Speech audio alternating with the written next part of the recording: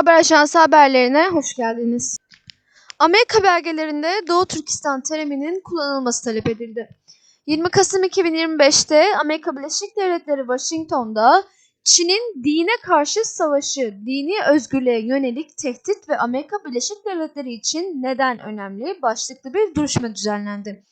Eski Uluslararası Dini Özgürlük Büyükelçisi Sam Brownback, Çin Kongre Yürütme Komisyonu Başkanı Senatör Dan Sullivan, eş başkanı temsilcisi Chris Smith önemli açıklamalarda bulundu.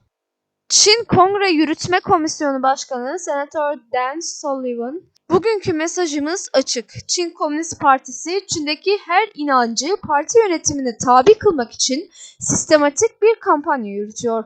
ÇKP yetkilileri dini inancın devlet ideolojisine tamamen tabi kılınmasını hedefliyor.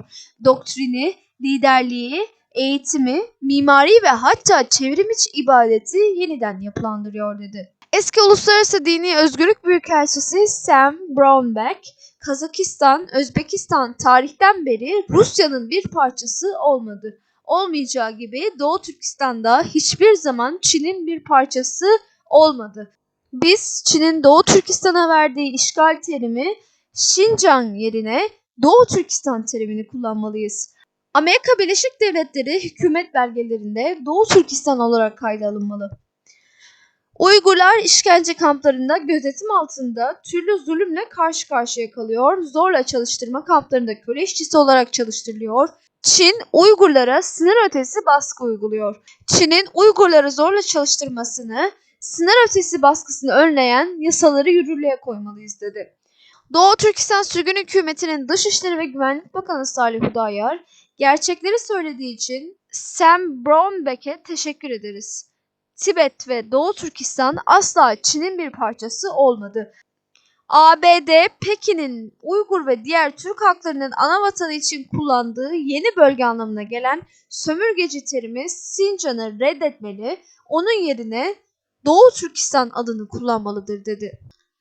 Türkiye Büyük Birlik Partisi'nin başkanı Mustafa Desteci 22 Eylül'de bunun gibi bir açıklamada bulunmuştu ve bunu zaman zaman dile getirmekte. Bugün Doğu Türkistan işgal altındadır. Kimse bize maval okumasın. Efendim neymiş? Çin zulüm yapmıyormuş. Doğu Türkistan'da her şey normalmiş. Herkes özgürce dinini, inancını yaşıyormuş. Türklüğünü yaşıyormuş. Bunların hepsi palavra. Eğer orada bir zulüm, bir soykırım, bir katliam yapılmamışsa 1949'dan beri bütün dünya nüfusu 5-6 kat artmışken Doğu Türkistanlılar nüfusu niye azalmıştır? Onun için kimse bize burada maval anlatmasın. Bizim bu yalanlara karnımız tok. Onun için işgalden kurtulana kadar bağımsız Doğu Türkistan demeye devam edeceğiz. Doğu Türkistan Çin'in bir parçası değildir.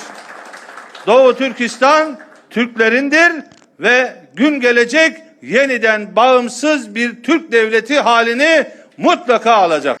Doğu Türkistan Sürgün Hükümeti bu hakikatin söylenmesinin, dile getirilmesinin tüm dünya halkından, Türk kardeşlerimizden, özellikle devlet yetkililerinden, milletvekillerinden, Türkiye Cumhuriyeti Cumhurbaşkanlığından bekliyoruz. Doğu Türkistan'daki Çin işgali ve soykırımı devam ediyor. Doğu Türkistan'ın bağımsızlığını yeniden sağlamak, Uygur Türk kültürünü, kimliğini ve varlığını korumanın tek yoludur. Doğu Türkistan'daki soykırımı durdurmak herkesin görevidir. Özellikle devlet yetkililerinin, kardeş ülkelerinin görevi daha da büyüktür. Soykırım ancak Doğu Türkistan'ın bağımsızlığının geri kazanılmasıyla sona erir. Doğu Türkistan soykırım ve işgalden kurtulana kadar Doğu Türkistan'ın bağımsızlığını yeniden sağlama mücadelemizi sürdüreceğiz. And Chinese occupation of East Turkestan! Bizi dinlediğiniz için teşekkür ederiz.